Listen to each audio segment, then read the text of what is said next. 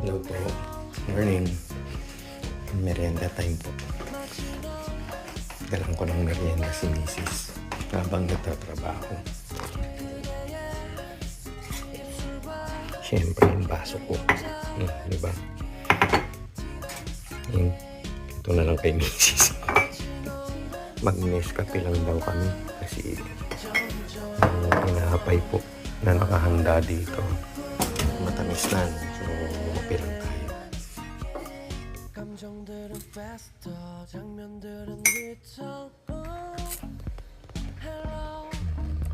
Ito naman yung tinapay na binili namin sa Pandi, Manila. Ito po.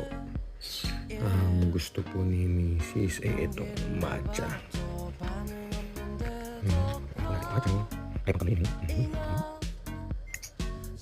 Ito po kukunin ko. Chocolate.